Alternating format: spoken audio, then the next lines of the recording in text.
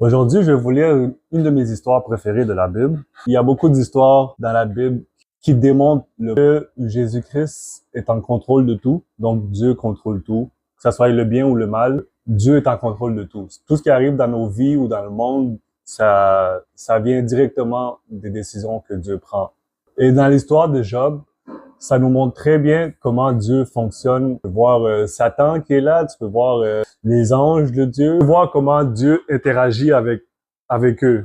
Ses conseillers, quoi. Que ce soit ses conseillers de anges ou ses conseillers pour le bien et le mal. On se rend vite compte, Dieu est très souverain dans ses décisions. Il les prend pas par rapport à qu'est-ce que tu fais ou qu'est-ce que t'es dans la vie. Pas par rapport avec ce que toi-même tu fais ou qu'est-ce que toi tu lui demandes. Lui, il prend ses décisions par rapport à lui-même. Il fait ce qu'il veut, quoi. En gros, c'est ça. Il fait ce qu'il veut de ses créations et de sa créature. Et dans Job, on retrouve tout ça. Le titre du prologue de Job, c'est les épreuves de Job. Job va être mis à l'épreuve pour sa croyance. Le plus sage des Orientaux. Ça, c'est Job. Il y avait au pays des Ours un homme du nom de Job.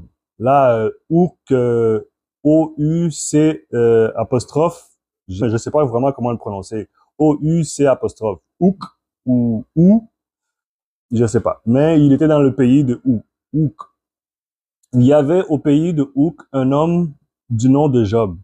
Il était cet homme intègre et droit, craignait Dieu et s'écartait du mal. 7 fils et 3 filles lui étaient nés. Il possédait 7000 moutons, 3000 chameaux, 500 paires de bœufs, 500 ânesses et une très nombreuse domesticité. Cet homme était le plus grand de tous les fils de l'Orient. Or, ses fils festoyaient les uns les autres à tour de rôle. Ils convivaient leurs 3 sœurs à manger et à boire.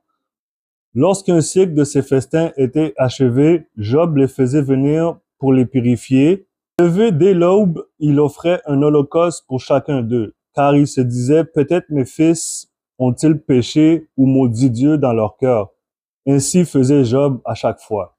Là, c'est Job qui a des enfants. C'est comme les enfants de riches de nos jours aujourd'hui. Alors lui, ses enfants ici, c'est des enfants de riches. Et que font les enfants de riches? Ben, ils s'invitent à tour de rôle, chacun chez eux, pour festoyer, faire la fête. Une semaine, c'est chez les frères, l'autre semaine, c'est chez les sœurs. Ils font la fête tout le temps. À chaque fois qu'ils ont fini de faire leur festin, Job il craint tellement Dieu, c'est tellement une bonne personne que il offre un holocauste à Dieu au cas où ses enfants auraient commis un péché ou auraient injuré Dieu, quoi que ce soit.